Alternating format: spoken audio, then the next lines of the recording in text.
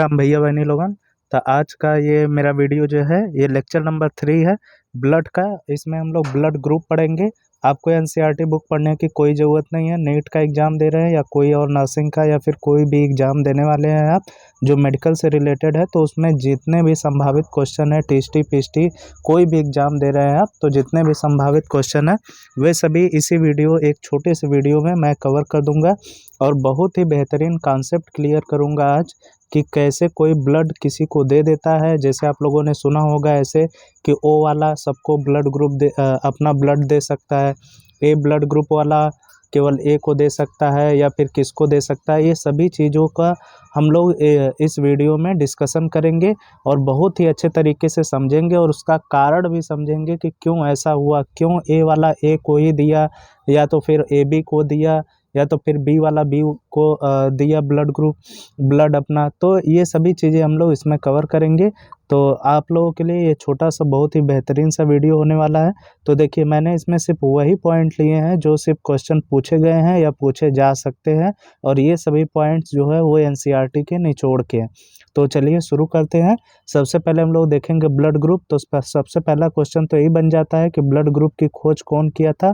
Karl Landsteiner ने किया था। ठीक, इसका पूछता है कि ब्लड ग्रुप जो हमारा होता है, क्योंकि देखिए जितने भी हमारे कैरेक्टर्स होते हैं इन सबको डिटरमाइन एक कोई जीन करता है हमारे बॉडी में। ठीक, तो उसी तरीके से ब्लड ग्रुप को डिटर्मिनेशन करने वाला नियंत्रण नियामक जीन क्या होता है? आई जीन। मोस्ट इम्पॉर्टेंट है, इसको याद रखिएगा। और इसमें ब्लड ग्रुप किसका एग्जाम्पल है? बहुयुग्म विकल्पता और सप्रभाविता का ये उदाहरण होता है। तो ये मैं जेनेटिक्स पढ़ाऊंगा तो आगे उसमें मैं बताऊंगा कि ये क्या होता है सप्रभाविता और ये। ठीक है, तो अब हम लोग देखेंगे कि आरबीसी जो एंटीजन, सबसे पहले हम लोग कुछ चीज़ें शब्द आप लोगों ने सुना होगा।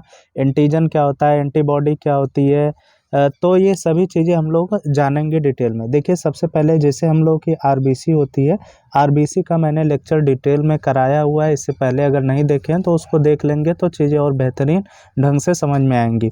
सबसे पहले ये मान लीजिए हमारी आरबीसी है, तो इसके सरफेस पे यहाँ पर इसके ऊपर, ठीक है, एक सेकेंड इसमें कलर चेंज करके बताते हैं। इनके सरफेस पे यानी कि बाहरी पार्ट पर जो है कि एक प्रोटीन पाई जाती है जिसे हम लोग क्या बोलते हैं? एंटीजन।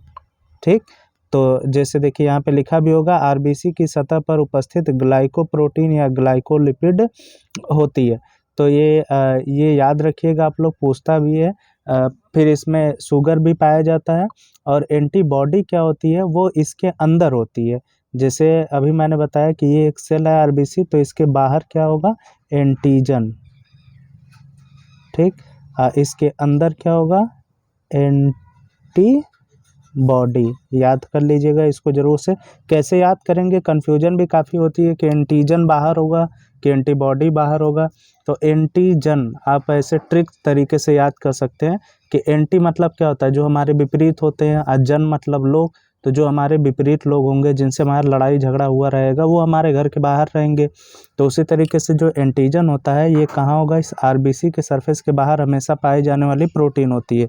ये बात याद रखिएगा क्योंकि ब्लड अभी मैं समझाऊंगा आगे इसी वीडियो में कि कोई कैसे ब्लड देता है, तो इसका बहुत महत्वपूर्ण योगदान होता है उसमें। और एंटीबॉडी, अब भाई बाहर दुश्मन ज़्यादा है, एंटीजन ज़्यादा है, तो उनसे अपने आप को प्रोटेक्ट करने के लिए हम लोग क्या बनाएंगे? बॉडी, अपने अंदर बॉडी बनाएंगे। तो वो एंटीबॉडी कहाँ पर होगी? हमेशा अंदर होगी। तो ये याद रखना हम लोगों को। ठीक है बच्चों, तो देखते हैं हम लोग। जैसे ये यहाँ पर बना हुआ है, इसका एंटीजन है। एंटीजन हमेशा कहाँ पाया जाएगा? बाहरी सरफेस पर इसके, और अंदर क्या पाई जाएगी? एंटीबॉडी। चलिए आइए देखते हैं हम लोग आगे इसका। तो आप सभी लोगों ने क्लास 8 से ही ऐसा एक टेबल पढ़ा होगा, इसको रटा भी होगा, लेकिन इसका मतलब नहीं समझा होगा। लेकिन आज हम आप लोगों को बहुत डिटेल में इसका मतलब भी बताएंगे। तो सबसे पहले हम लोग देखेंगे कि ब्लड ग्रुप। आप सभी लोग ये जानिए कि ब्लड ग्रुप जो है वो फिनोटाइप से 4 प्रकार के होते हैं। तो ए बी और ओ। तो ब्लड ग्रुप क्या होता है? सबसे पहले देखिए यहाँ पे मैं आपको कॉन्सेप्ट बताने जा रहा हूँ, कुछ ध्यान से यहाँ पे देखिएगा इस चीज़ को। जैसे मान लीजिए कि ये हमारा आरबीसी है, तो इसके ऊपर अभी मैंने बताया क्या पाया जाता है? एंटीजन। ठीक, और इसके अंदर क्या होता है? एंटीबॉडी। बॉडी। तो जो एंटीजन होता है ना, वही उस व्यक्ति का ब्लड ग्रुप होता है। मतलब कि ये अगर इसके ऊपर एंटीजन ए पाया जाएगा तो इस आदमी का ब्लड ग्रुप क्या होगा, ए। या तो फिर इसको उल्टे तरीके से भी कर सकते हैं कि अगर किसी आदमी का ब्लड ग्रुप, किसी व्यक्ति का ब्लड ग्रुप ए है तो उसके बाहरी जो सरफेस पर प्रोटीन पाई जाएगी वो भी क्या होगी, ए होगी। अगर आरबीसी के बाहर वाली सरफेस पर यदि किसी व्यक्ति का ब्लड ग्रुप जो है वो बी है, मान लीजिए क्या है, बी है, तो इसका यानी कि कह सकते हैं कि इसका एंटीजन भी क्या होगा, बी होगा। ठीक, ये तो एक बात क्लियर हुई कि एंटीजन और जो उसका ब्लड ग्रुप होता है वो व्यक्ति का हमेशा सेम होता है। तो अब अंतर क्या होता है, वो अंतर होता है ये एंटीबॉडी, क्योंकि ये जो आरबीसी की सरफेस है, बाहर एंटीजन है, एंटीजन, और जो एंटीजन होता है हमने बता दिया वही क्या होता है, ब्लड ग्रुप होता है।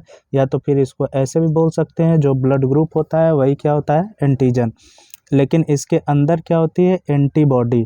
तो एक शब्द हमेशा, एक जो वाक्य बोल रहा हूँ इसको याद रखिएगा कि एंटीजन और एंटीबॉडी ये हमेशा क्या होते हैं, एक दूसरे के विरोधी होते हैं। ठीक, अगर एंटीजन बाहर ए है तो जाहिर सी बात है कि आदमी का ब्लड ग्रुप ए होगा, लेकिन इसके अंदर एंटीबॉडी अब ए नहीं होनी चाहिए। ठीक है, तो ए के अलावा क्या हो सकती है, बी हो सकती है। तो इतना मुझे लगता है कि आप लोगों को समझ में आया होगा ज़रूर से। अगर नहीं समझ में आया तो थोड़ा 1-2 मिनट से पीछे करके देख लीजिएगा आप लोग। तो चलिए देखिए, अब आसानी से आपको याद करने की कोई ज़रूरत नहीं है, सीधे से आँख बंद करके 3 टेबल बनाइए। इसमें ब्लड ग्रुप लिखिए ए, बी, ए बी और ओ। मैंने अभी तुरंत बताया कि जो ब्लड ग्रुप होता है वही उसका क्या होगा, एंटीजन ए है। फिर इसके बाद ब्लड ग्रुप बी है तो इसका एंटीजन क्या हो जाएगा, बी हो जाएगा। और ये इसका blood group O B A B है तो इसका एंटीजन क्या हो जाएगा, ए बी। और यहाँ पर इसका कोई एंटीजन नहीं होता। ओ का मतलब क्या होता है कि जैसे ये आरबीसी है तो इसके ऊपर अगर कोई प्रोटीन नहीं पाई जाएगी, यानी कोई एंटीजन नहीं पाया जाएगा, तो उसका ब्लड ग्रुप कौन सा होगा, ओ होगा। ठीक है, तो ठीक है, अब देखते हैं हम लोग। तो हमने बताया कि एंटीजन और एंटीबॉडी तो एक दूसरे के विरोधी होते हैं। तो भाई अगर यहाँ पर ब्लड ग्रुप ए है तो एंटीजन भी ए होगा बाहर। अब इसके अंदर तो ए हो नहीं सकता, तो इसीलिए इसकी एंटीबॉडी कैसी होती है, बी होगी। ठीक, अब बी वाले का जो ब्लड ग्रुप है इसका बाहरी प्रोटीन यानी कि एंटीजन क्या होगा, बी। लेकिन इसके अंदर जो है कि इसका, अब ये बाहर अगर बी है तो इसके अंदर क्या होना चाहिए, ए, क्योंकि एंटीजन और एंटीबॉडी कभी भी सेम नहीं होनी चाहिए। अब इसके बाद अगर हम लोग देखें कि इसी आरबीसी पर बाहर क्या है, ए बी है, ब्लड ग्रुप अगर ए बी वाले की बात करें तो इसका एंटीजन अगर ए बी है तो बाहरी प्रोटीन क्या है, ए बी है।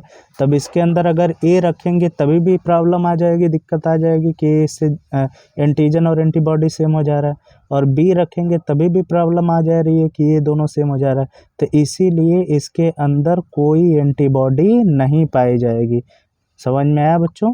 तो देखिए यहाँ पर कि ए बी के सामने एंटीजन अगर ए है, बाहर ए और बी दोनों, सॉरी, बाहर ए और बी दोनों है, तो इसके अंदर कोई भी एंटीबॉडी नहीं पाई जाएगी। अब इसके बाद ओ वाला, ठीक इसका उल्टा है। ओ का मतलब क्या है कि बाहर कोई प्रोटीन नहीं है। अभी मैंने बताया बाहर कोई प्रोटीन नहीं है, तो अंदर ए और बी दोनों रह सकते हैं, यानी कि इसका एंटीबॉडी ए और बी दोनों हो सकता है। कि आई होप कि आप लोगों को ये चीज़ें अच्छे से समझ में आई होंगी। आंख बंद करके आप लोग अब इसको बना भी सकते हैं। एक चीज़ और है यहाँ पर, जो यहाँ पर मिसिंग है वो मैं लिख दे रहा हूँ यहाँ पर। जैसे ब्लड ग्रुप होता है तो ये इसका फिनोटाइप है, केवल पी से हम दिखा रहे हैं। फिनोटाइप से 4 प्रकार के होते हैं, याद रखिएगा, ए बी और ओ। लेकिन अगर इसका हम लोग जीनोटाइप देखें तो जीनोटाइप से 6 प्रकार का होता है। ठीक, तो 6 प्रकार में क्या होगा कि जैसे ये मैंने ए लिखा है तो ए ब्लड ग्रुप के लिए इनके जीन को दिखाना पड़ता है, तो आई जीन दिखाता है इनका। तो इसके लिए हम लोग 2 चीज़ें लिख सकते हैं, आई A oblique I A small I. ठीक, बड़ा बड़ा लिख रहा हूँ ताकि आप लोगों को अच्छे से समझ में आए चीज़ें। फिर इसके बाद अगर हम लोग बी वाले की बात करेंगे, यहाँ पर एक सेकेंड, अगर बी वाले की बात करेंगे तो बी वाले के लिए क्या लिखेंगे, आई बी स्मॉल आई। ठीक, ये क्यों कर रहे हैं ये हम आगे आप लोगों को बताएंगे कि ऐसा क्यों होता है। फिर इसके बाद इसको देखिए नोट्स करते रहिए, क्योंकि इधर स्क्रीनशॉट लेने से काम नहीं चलने वाला। अगर इसका नोट्स बना लेंगे प्रॉपरली तो आप लोगों के इन फ्यूचर कभी भी दोबारा आपको ये टॉपिक किसी और से पढ़ने की कोई ज़रूरत नहीं होती है पड़ेगी, क्योंकि ये जितनी चीज़ें मैं एक छोटे से वीडियो में बता रहा हूँ, ये इसी के लिए 2-2 4-4 घंटे लोग इधर उधर घुमा के बात करके यही सभी चीज़ें बताएंगे, इससे ज़्यादा कुछ नहीं बताएंगे। फिर इसके बाद अगर हम लोग बात करें ए बी की, तो इसका हम लोग केवल लिखते हैं IAIB, ठीक। इसके बाद अगर हम लोग बात करें ओ का, तो ओ का लिखते हैं स्मॉल आई। आई ही क्यों लिए, क्योंकि इसका नियामक जीन आई ही होता है। अभी मैंने ऊपर ही बताया आप लोगों को, ठीक। तो इस तरीके से अगर हम लोग देखें तो 6 जीनोटाइप में 6 प्रकार किससे हो जाएंगे, ठीक है। कौन कौन सा, IA, फिर इसके बाद IA स्मॉल आई, मतलब एक ये पूरा सेट हो गया, एक ये हो गया। इसी तरीके से बी का भी है, 2 बनेगा IB oblique IB small I. अब एक सेट ये बन गया, एक सेट ये बन गया, 1 2 3 4 ये हो गए। इसके बाद ए बी का मैंने बताया IAIB,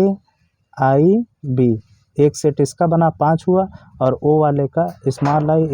इस तरीके से 6 टाइप के इसके जीनो टाइप होते हैं ब्लड ग्रुप के। अब देखिए बात करते हैं हम लोग बहुत ज़्यादा इम्पॉर्टेंट टॉपिक की, जो कि ब्लड का ट्रांसफ़र कैसे होता है। तो इसको हम वीडियो लेक्चर लंबा हो जाएगा, इसको नेक्स्ट वीडियो में हम कवर करेंगे।